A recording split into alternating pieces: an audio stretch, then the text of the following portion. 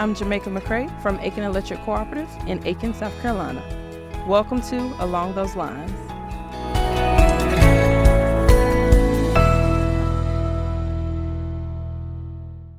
NRECA's Along Those Lines podcast is supported by Asplund, who would like to share the idea that stress at work can compromise focus, decision-making, and reaction times, increasing the risk of safety incidents. Prioritize managing stress to ensure a safe work environment for yourself and your colleagues. Hi, everybody. This is a podcast about electric cooperatives, the work they do, and the challenges they face. I'm your host, Scott Hoffman. In January 2021, Branden Bauer was working at United Electric Cooperative in Western Pennsylvania as a journeyman lineman with nearly 10 years of experience. During a system improvement project on a tricky section of line, he made contact with a live conductor that he'd mistakenly thought was a neutral and suffered devastating and life-altering injuries. On this episode, we talked to Branden about that incident, his recovery, and how he's made a mission of telling his story in the hope that it will help other line crews work more safely. We're also joined by Branden's wife, Caitlin, who frequently travels with Branden to share the impact this incident has had on her and their family. A warning here for our listeners, this episode contains some extremely graphic descriptions by Branden about the injuries he sustained during the contact incident and what happened during his recovery, so please be aware of that. Branden, Caitlin, thanks so much for being with us today. Yeah, thanks. I appreciate you guys having me on here and be able to tell my story. Of course. Thanks for having me. Branden, I'm sure you've had to relive this accident more times than you'd care to do, but can I ask you to just start us off with the details of exactly what happened that day in early 2021? Yeah, absolutely. So it was the first week of January, like you said, in 21. Our boss gave our crew a 3-phase rebuild job. It consisted of about 15 poles. So the first part of the week, we were setting poles with our digger truck and our bucket trucks, framing them, getting ready to pull wire the following week. Towards the end of the week, we ran out of poles that we had to set that we could use our digger truck. So on Thursday, we delivered our track machine. And our plan was Friday morning to set the dead end pole of the job. And that was going to be up in an energized zone. So a 3-phase pole up between all 3 conductors. So I can remember Friday morning rolls around. We actually had a really cold night in Pennsylvania here, and we had some frost in the ground. So I remember as soon as we got to work, as a crew, we decided if we hurry up and get out there and get moving, that we can maybe use the bucket truck and the track machine, using the bucket to frame the pole and get it ready to pull wire the following week. So as we get there, we get in there, we keep moving. Again, we're in kind of go mode, trying to keep things moving. So we get there, we get the bucket in, the track machine in, and we start setting the pole. So to give you guys a little heads up of what was going on that morning, to my right, I had a pole that had a 10-foot crossarm on it, and all 4 conductors were on the crossarm. The pole to our left, it was actually a 3-pole structure that consisted of the left pole having A phase, the middle pole having B phase in the neutral, and the right pole having C phase. And the reason that was there is because there's a big river crossing below it. So if you can imagine, I was setting a pole in line between those 2 structures. So I can remember myself and the apprentice putting on our rubber gloves and sleeves, and we set the pole up through between A phase and B phase. Once we got the pole set, I can remember the 2 journeymen on the crew leaving with the track machine to set the other pole. So my crew chief, myself, and the apprentice stayed at that pole. The crew chief asked me to go up and put hard guard on B phase, and at that point, finished framing the pole, getting ready to pull wire the following week. So as I did, I put on my rubber gloves and sleeves, my harness, I grabbed 2 sticks of hard guard, and up into the air I went. I went up and put hard guard on B phase because it was the closest phase to the pole, and I came down the pole, and I started taking off my rubber gloves and sleeves. At the time, we had a 3-foot reach roll, which means if you're 3 feet away from the phase, high as you can reach, you can take your rubber gloves and sleeves off. So I moved down the pole 4 or 5 feet, and I removed my rubber gloves, put on my leather gloves. At that point, I can remember pulling out the drill, and I drilled a couple holes in the pole for the lower buck arm. I came to the ground, and I grabbed a handful of bolts to put through the holes to hang the lower buck arm, and I also grabbed the guy wire. So I had the guy wire in my left hand, and I was running the joystick of the bucket truck in my right hand. And I got up to the neutral, and I can remember I had to get that guy wire to the back side of the neutral. I was on the wrong side of it. I can remember once I stopped there, I remember looking to my left, and I saw that wire went to the low position on that 3-pole structure, and it looked like it had a small jumper on it. So my first instinct was, yep, that's the neutral. I checked, I'm good to go. And this is when things really went bad. I can remember as I took my right hand over top of what I thought was a neutral, my left hand below it, that's when I came in contact, which was actually B phase with a direct ground in my hand. As soon as I got in contact with B phase of that direct ground, I instantly got locked up. I remember my eyes going shut, my body just instantly locked up with a crazy amount of pain, something I'd never imagined before.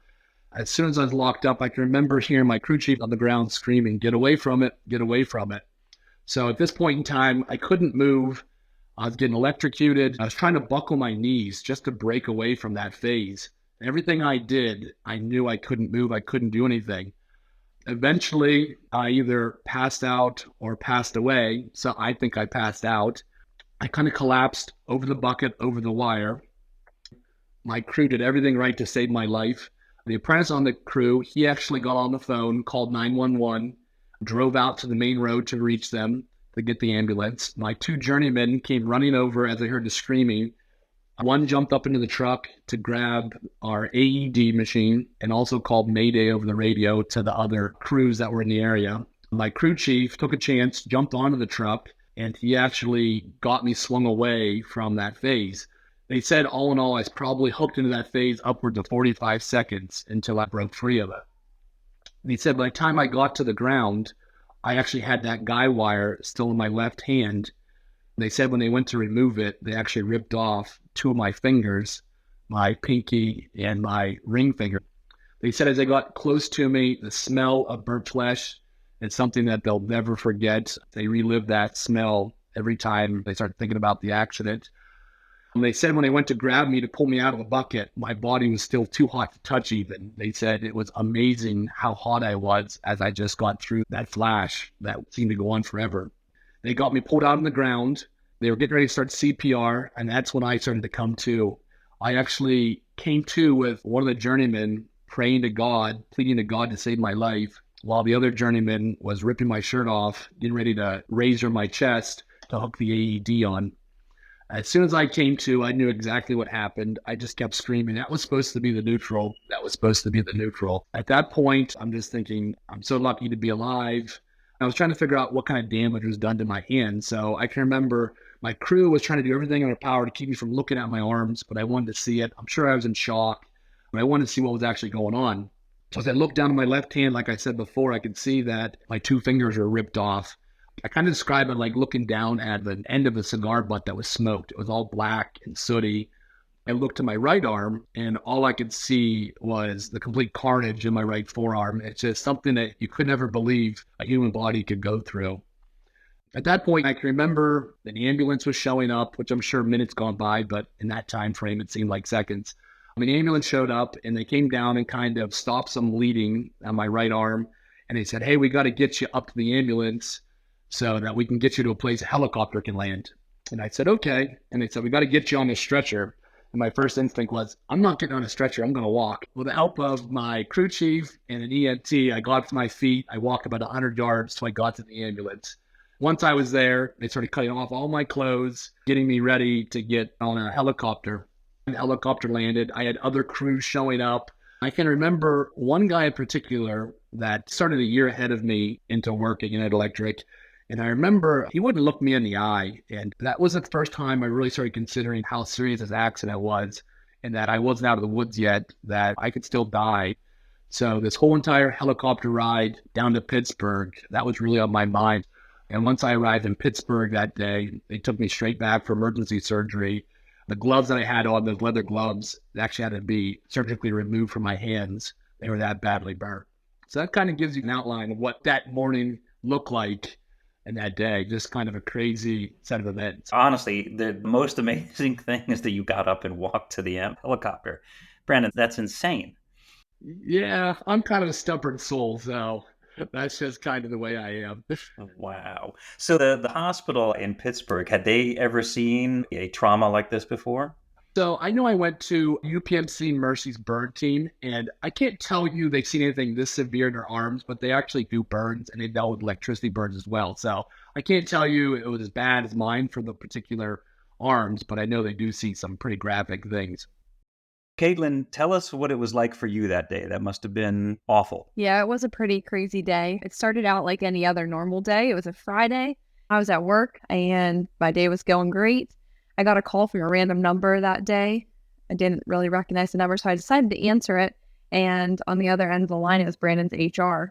I figured, it's just a quick question, but I can quickly tell by the tone of her voice, it was going to be a pretty serious phone call. And that's whenever I found out that he was burnt at work. I remember that whole day, just I was in the dark until about 9 o'clock at night. Whenever I finally got to see him, I didn't know his condition.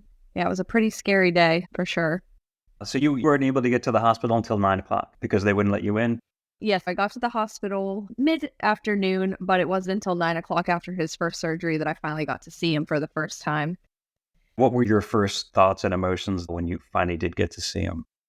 Oh, I was so glad to see him. I really thought earlier that day I was never going to get to see him again, which was just a very scary thought. So I just remember the moment I saw him, I just ran up and gave him a big hug and kiss, and I just held on to him for the rest of the evening there. He said that he tried to get up and walk to the helicopter after the incident. Did he tell you that? Oh, yes. Yeah. It doesn't surprise me at all. With his personality, it doesn't surprise me at all. Let's talk a little bit about your recovery, Brandon. How many surgeries? How long were you in the hospital in intensive care? What was sort of the chronology from the minute you got there until the time that you were able to walk out? So I spent 5 weeks straight at that hospital. While I was there, I probably underwent, I'm going to say 12 surgeries. When you get electrocuted like this, they say that the electricity flows down your bones, so you almost burn from the inside out. So it just took a lot of time for muscles to die off. So I go back, they'd cut out muscle, and eventually it got to the point where they had to amputate both of my hands. They were that bad off. While I was at the hospital, I actually had 2 blood clots in my lungs. My blood pressure, every time I went to stand up, it completely dumped. I about passed out. My heart rate was between 120 and 100 beats per minute at all times. So it was that fight or flight mode. Prior to my accident, I had COVID. So they tested me for COVID while I was there, and they thought I had COVID. So they treated me like a zombie. Every time they'd come in, they had a full hazmat suit on, trying to talk to me. But I actually didn't have COVID.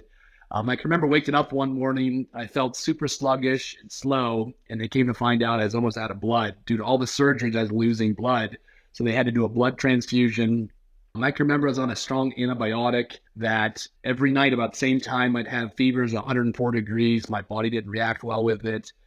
I went into the hospital weighing 195 pounds, and I left after 5 weeks weighing 165 pounds. Those 5 weeks were probably the worst 5 weeks of my life, hands down. Just every time I was taking a step ahead, it felt like I kept getting knocked back. After that first stint, I got sent home. I got a skin graft, and they actually failed. So I had to go back to the hospital a few weeks later for a second skin graft. So I spent a week again there. Fast forward my story a little bit ahead, they actually had to cut all my skin off from that second skin graft because it turned into scar tissue. So I ended up at a hospital in Cincinnati, Ohio, and had to go through the whole process over again.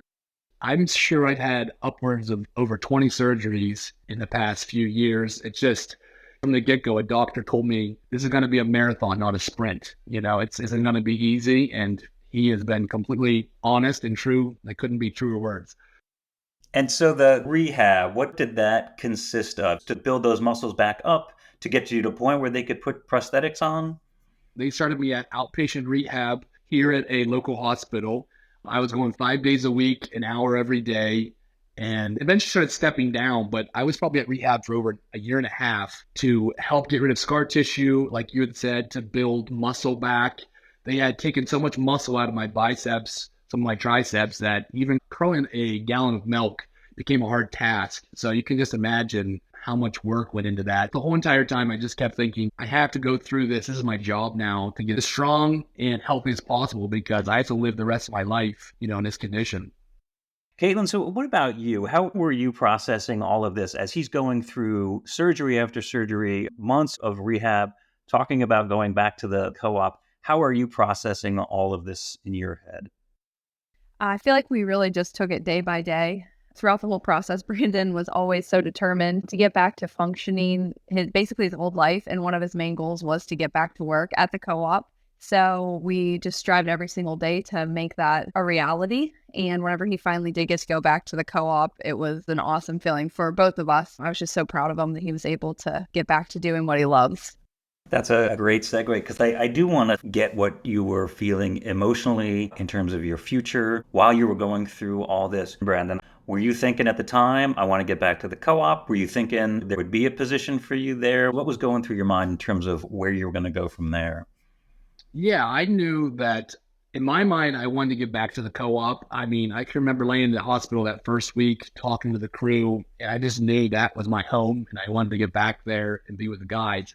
I wasn't sure at the time if my company was going to bring me back, but as soon as I was ready to come back, they had open arms. So yeah, from the very get-go, that's exactly where my mind was, trying to get back to my second family, I call it, and to be around the guys. And the prosthetic, can you talk a little bit about how have they fitted them, how they work? Are they working okay? Are you still trying to get used to them? Quick little fact, I believe 9 out of 10 amputees are actually lower leg, or their legs, and only 10% are upper body amputees. So I actually ended up at a company that specializes in arm amputation, and it's called Arm Dynamic. So I've been all over the country between Texas, Kansas City, and things like that getting fitted because it needs to fit just right for them to work properly. So I do have 2 types of prosthetics. I have what's called body power, and that's when I reach my arm forward, it opens up the hook, and when I release, there's band on the hook that closes it.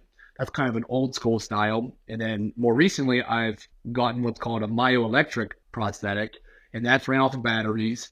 And I move my old hand, and it actually has 2 sensors that operates your hand to open and close, which it's an awesome, awesome tool. But when it doesn't work, I want to throw it in the garbage. So there's pros and cons to both, but I'm really, really starting to get decent at them. I felt like I was pretty mechanically inclined. So I kind of took to them right away, but nothing will ever replace my hands, that's for sure. But we just do the best we can with what we're given. So you're back at United now. Talk about what you did when you first came back, how that has evolved over time, and how you're helping the co-op. Yeah, sure. So when I first came back, I kind of came back on as a lineman, but not that I could do lineman roles, but I actually was sent ahead of crews to go look at jobs. I talked to the members, getting things set up to make sure that they were ready for pull changeouts or new services. So that's kind of what I first started doing when I got back. And then more recently, they've asked me to become line superintendent over our line department. And I really, truly enjoy that. I get to use the knowledge of 10 to 15 years of line work experience to help make their lives better, to help organize some of the chaos that's involved with line work. Because we know any day of the week, plans change and you have to kind of pivot and change your mindset of what you're doing for the day. So I truly do love that new position. So would you say that one of the things that you do is you get onto a work site, and the first thing you're doing, or one of the first things, is you're evaluating anything that you might see that could be a safety issue? Oh, absolutely. Yep. So when I'm there, I'm looking things over for safety things, as well as looking at, how we're going to get trucks into things. Maybe we need another tool. So all in all, I'm kind of that first set of eyes from the line department to figure out what we need. And also, like you said, just to make sure that there's nothing hiding or getting another extra set of eyes to see the dangers out there. I imagine the other crews are particularly comforted to know that you're there because of your experience. I imagine that you have a particular perspective on finding possible safety issues no matter where they are. Absolutely. I'm constantly looking everywhere I can to see if there's anything that's wrong because in a blink of an eye, an accident can happen and you might miss something. So like you said, I'm trying to do the best I can to get out there and make sure the guys are safe that are following up the jobs I look at. That's a good lead into the next phase of this interview, but let's pause here briefly for a word from our sponsor. And when we come back, we'll talk to Branden and Caitlin about how their lives have changed since the incident. Along those lines is made possible by Asplund, who wants you to know that distracted driving puts lives at risk. To ensure your safety and the safety of others on the road, it is crucial to stay focused while behind the wheel. Avoid distractions such as texting, talking on the phone, eating, or adjusting the radio while driving. And remember, a moment of distraction can lead to a lifetime of regret. Stay alert, stay focused, and drive safely. Your attention could save a life. I'm Garrett Wishon from Sam Houston Electric Cooperative in Livingston, Texas. You're listening to Along Those Lines. Welcome back. So, Branden, you've not only put your energy into recovering and getting back to work, but also to turning your experience and what you went through into an outreach to co-ops across the country to talk about what happened and how others can avoid similar incidents at their co-ops. Talk a little bit about what made you decide to start doing that and the presentations that you're giving to these co-ops. Yeah, you look back 4 years and you asked me if I was going to become a public speaker, and I thought there's no way I would ever get up in front of a group and talk. But more recently, my brother is also a lineman at an investor-owned company. He asked me to come to a company safety day and tell my story. And right away, I'm like, no, absolutely not. That's not for me. He kept after me. And I finally decided to do it. So after I got done speaking, I realized I still didn't enjoy public speaking, but I saw the positive impact my story had on the guys and even some of the bosses. So I knew at that point in time, I knew it was something I had to do, is get out there and tell my story and share with others because, like I said, accidents happen so quick. And when I tell my story, I think it opens up people's eyes to see how quickly things happen and some of the things that I missed and things like that, things that we can learn from, because I think with every accident, there's always key takeaways of things that we all can learn from. So I'm out there talking. I spoke a lot of the co-ops in Pennsylvania, and more recently, I have been to some other states talking to some co-ops. I know I'm going to go to some statewide events in Texas and Nevada coming up. So I'm excited to see where things go, and we'll just keep getting out there and telling my story. No, it's great. It makes it real in a way that you can have all the PowerPoints you want, but to have you come up on stage, with a full memory of what you've been through, it must just be amazing. I do see some wet eyes in the room once I leave, just because I think everybody can relate to me. From lineman to lineman, you just think that could be them and see how it affects yourself. And I actually have my wife sometimes come speak as well and tell her side of the story. So it definitely hits home whenever your spouse gets up there and tells how it affects her and the family. I think that's a powerful, powerful message as well. So do you have a structure to your presentation? Are you walking through what happened? And then do you have points that you make about here's what went wrong, here's what you can do, things like that they can actually take back with them? Yeah, I start out by giving my background, and then I end up talking about the accident. I talked about my recovery period, and then I get into, like you said, key takeaways of what we can learn from my accident, and then what went right in my accident too, because I think with every accident, there's things that did go right.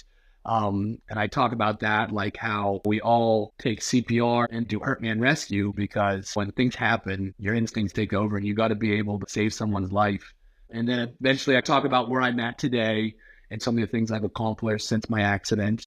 That's such a good point about what went right, because nobody really thinks about that at all. We do a lot of stories at NRECA about how line crews use their training and out in the community, they'll find somebody who's had an accident. But yeah, to be there in that moment and all of that training, you have to conjure it up when it is, I'm sure, just pure chaos is amazing.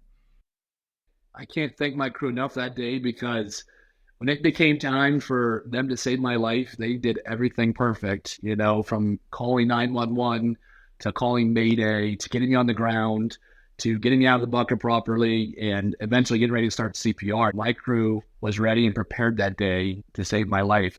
That's incredible. We ran a cover story about your experience, and one of the things we heard was a little bit of pushback from some safety folks about how they don't like putting the spotlight on how co-ops make changes after an incident. They want to emphasize the idea that all these things need to be done beforehand, and there needs to be more emphasis on keeping focused and never letting your guard down.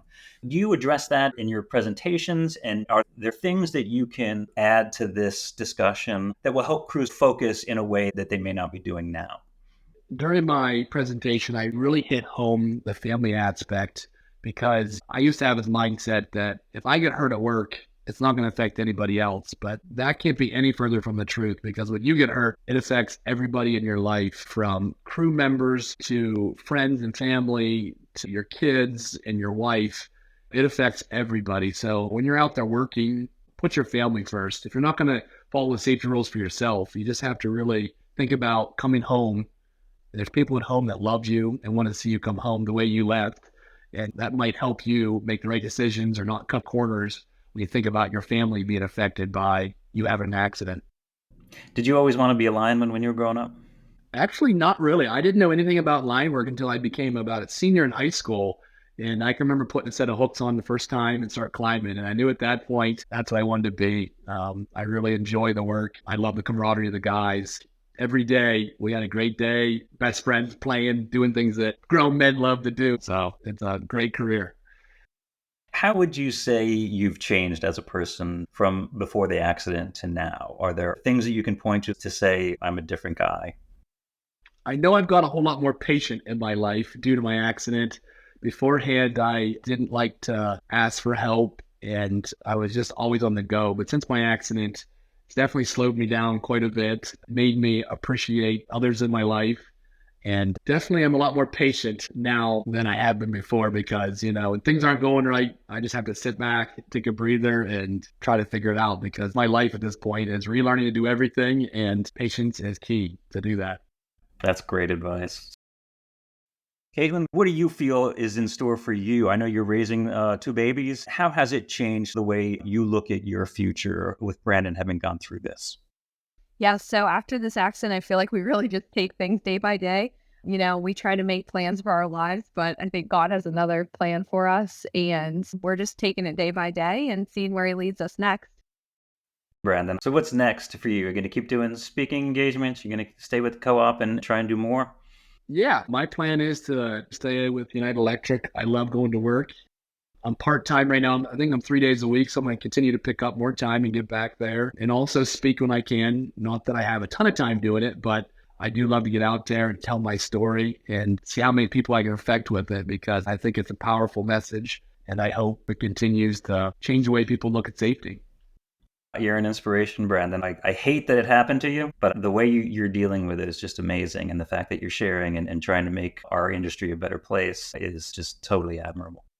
Thanks for that. I appreciate that because positive feedback just makes me want to go out there and spread the word even more. Thank you, Branden. Thanks for being on. Thanks for having me. I truly appreciate it. Caitlin, it's amazing what you both have been through. I just can't even imagine how horrible that must have been. You both come through, though, with what seems to be incredible attitudes. So I want to thank you for coming on with Branden and sharing your story with us. It's amazing. Yes, thank you so much for having me. I really appreciate it. And thanks to you, our listeners, and to our sponsor, Asplund LLC. For more on this and other podcasts, visit us on electric.coop. Until next time, for Along Those Lines, I'm Scott Hoffman.